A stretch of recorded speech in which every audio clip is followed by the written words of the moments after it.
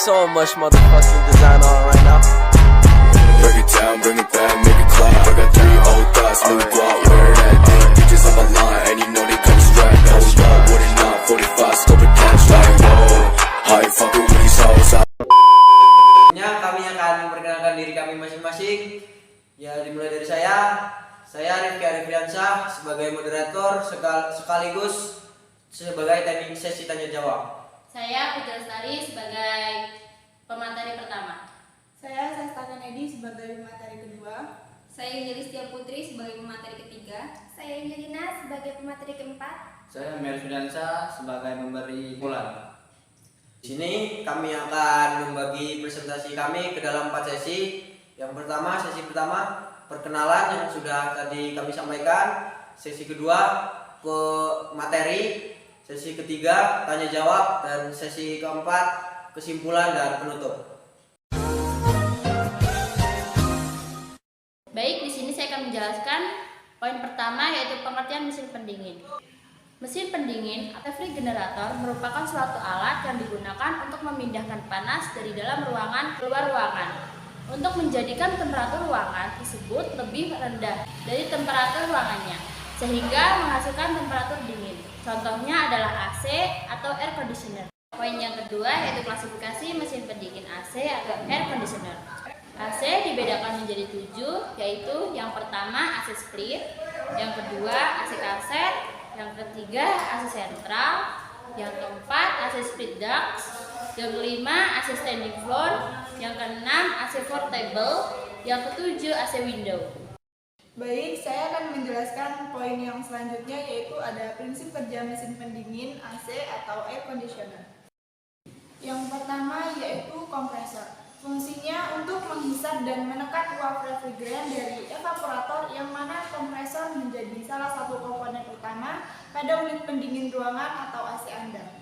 Karena fungsinya adalah untuk membuang panas.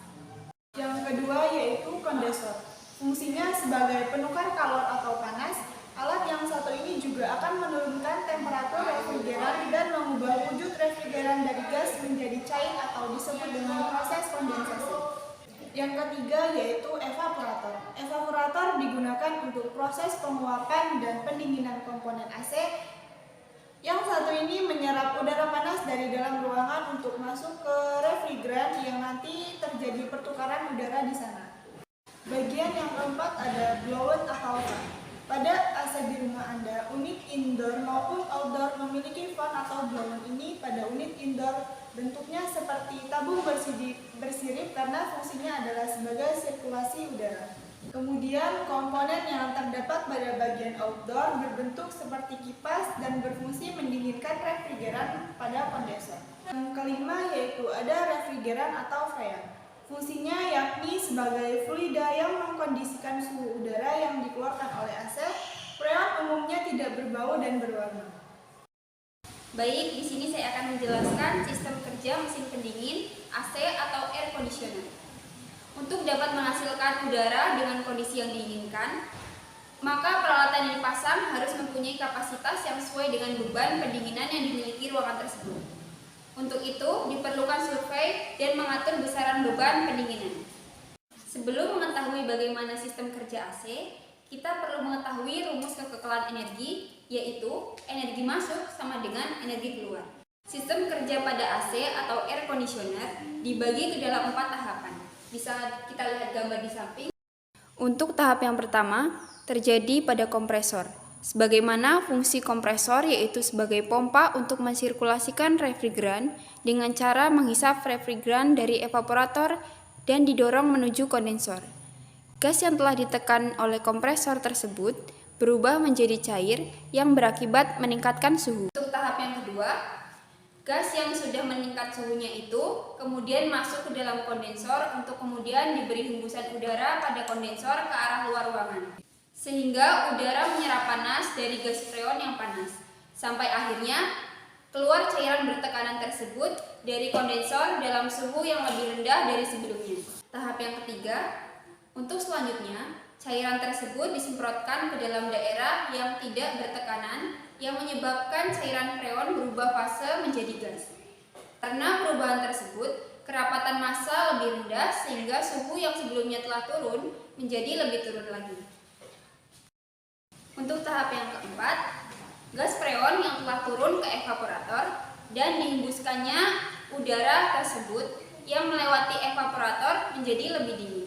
Udara yang dingin tersebut kemudian disalurkan ke ruangan yang membutuhkan udara dingin. Gas freon tersebut tersirkulasi kembali melalui kompresor dengan siklus yang sama dengan langkah sebelumnya.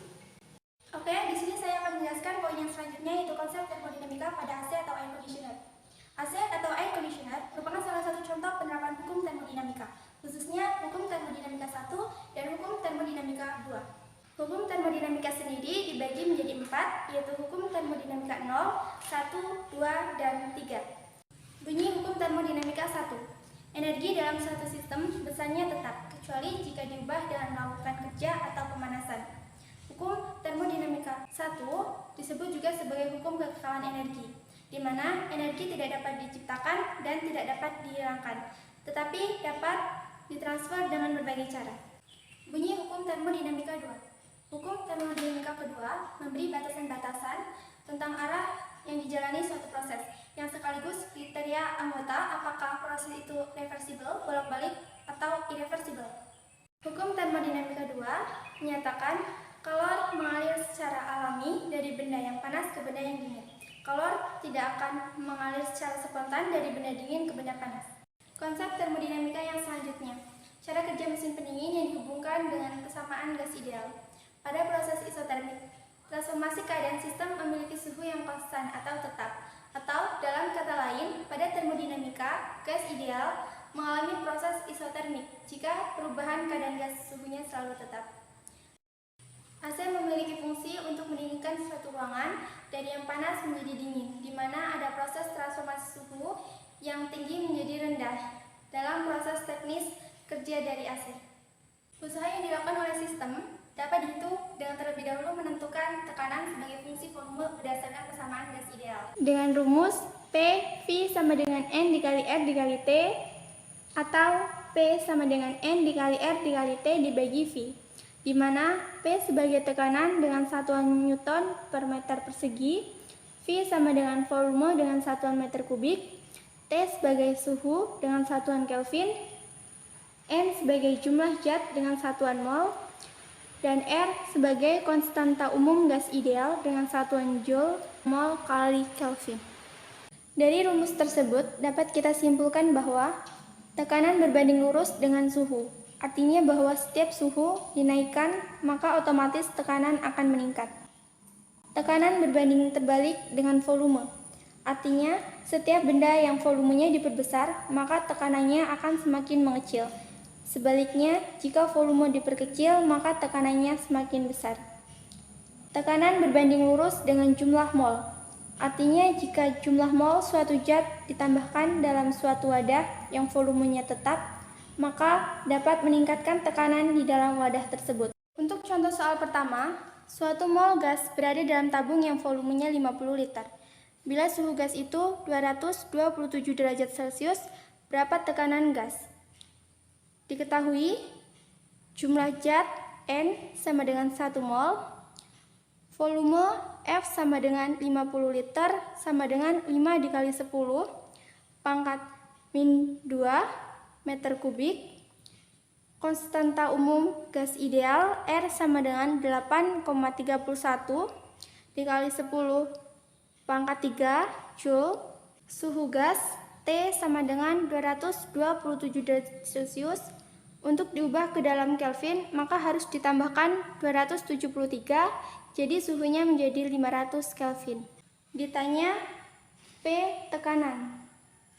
Untuk rumus tekanan, P sama dengan jumlah zat dikali konstanta umum ideal dikali suhu dibagi volume. Sama dengan 1 dikali 8,31 dikali 10 pangkat 3 dikali 500 dibagi 5 kali 10 pangkat min 2.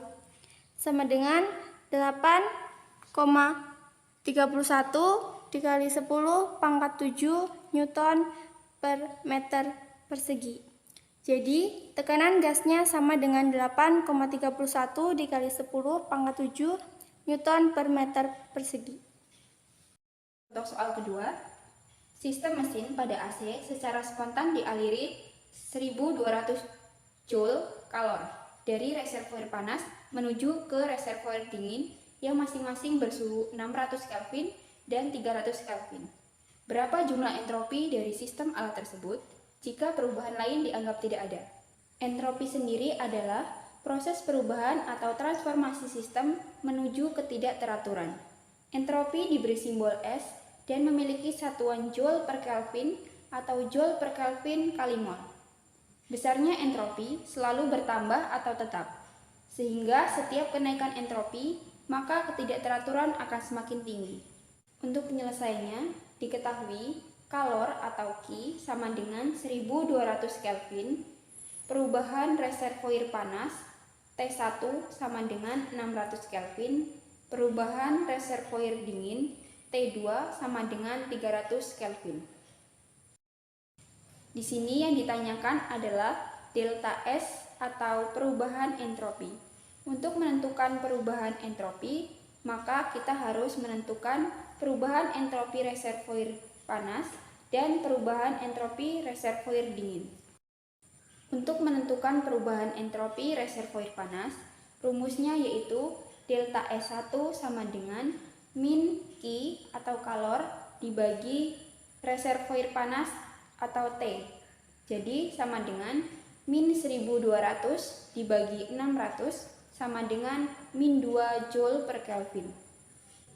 Sedangkan untuk menentukan perubahan entropi reservoir dingin, rumusnya yaitu delta S2 sama dengan kalor dibagi reservoir dingin sama dengan 1200 dibagi 300 sama dengan 4 Joule per Kelvin. Jadi total perubahan entropi adalah dengan rumus delta S sama dengan delta S1 ditambah delta S2 sama dengan min 2 ditambah 4 sama dengan 2 Joule per Kelvin. Itulah tadi presentasi dari kami. Sekarang kami akan membuka sesi tanya jawab. 2,000 years later. Saya ucapkan terima kasih kepada perwakilan kelompok 2, 3, 4, dan 5 yang sudah memberikan pertanyaan dan saya akan memberikan jawaban. Baik, untuk pertanyaan pertama di sini dari kelompok 2 dari Amel. Apa perbedaan AC split dan AC split duct atau sentral? Baik, saya akan menjawabnya.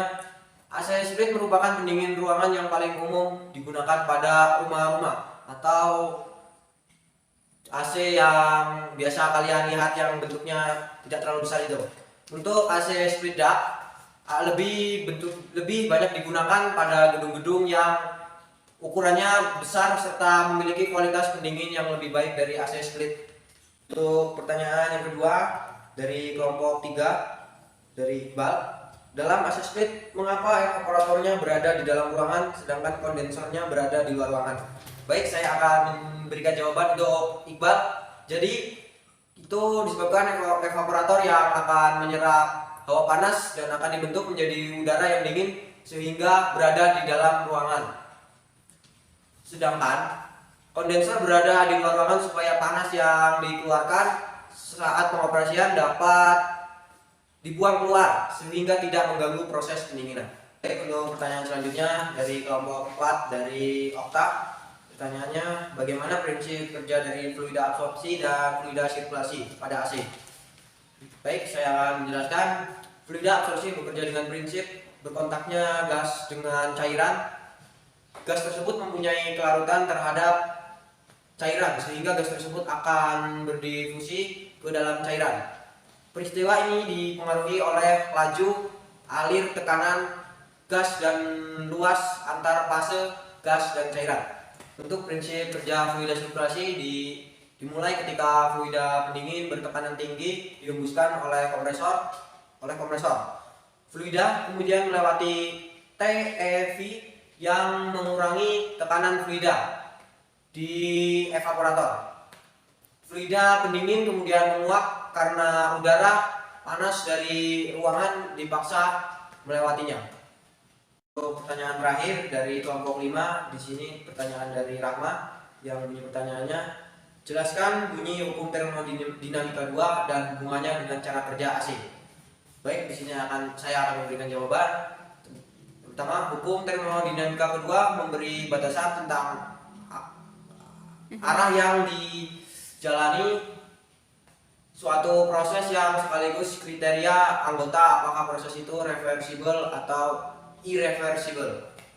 Dan jika dihubungkan dengan prinsip kerja AC, jadi penjelasannya jika dihubungkan dengan cara kerja AC, AC merupakan seperangkat alat yang mampu mengkondisikan ruangan sesuai yang kita inginkan dengan mengkondisikan suhu ruangan menjadi lebih rendah dibandingkan suhu lingkungan di sekitarnya. Selanjutnya yaitu kesimpulan akan disampaikan oleh Mary Sudiansah. Baik, di sini saya akan memberikan kesimpulan dari kelompok 1. Adapun kesimpulan yang dapat diambil dari makalah kelompok 1. Pertama, mesin pendingin merupakan suatu alat yang digunakan untuk memindahkan panas dari dalam ruangan untuk menjadikan temperatur ruangan tersebut lebih rendah dari temperatur lingkungannya sehingga menghasilkan temperatur dingin. Yang kedua, air conditioner merupakan alat yang dibuat untuk menstabilkan suhu dan kelembaban udara di suatu ruangan, yaitu mendinginkan udara di dalam suatu ruangan. Baik, untuk yang keempat, proses mesin pendingin terbagi dalam 4 tahapan. Dan untuk yang kelima atau terakhir, proses termodinamika pada AC merupakan penerapan hukum termodinamika 1 dan 2 serta gas ideal mengalami proses isotermik jika perubahan keadaan gas sehingga selalu tetap. Yang ketiga yaitu bagian-bagian utama dari mesin pendingin meliputi kompresor, kondensor, katup ekspansi, evaporator, tangki pendingin, saringan, pipa kapiler, dan lain-lain. Itulah tadi presentasi dari kami. Bila ada kesalahan kami mohon maaf. Semoga apa yang kami sampaikan dapat menambah wawasan teman-teman semua. Terbang tinggi si burung bayan, hingga pula di atas dahan. Terima kasih atas perhatian. Mohon maaf bila ada kesalahan. Kami akhiri. Wassalamualaikum warahmatullahi wabarakatuh.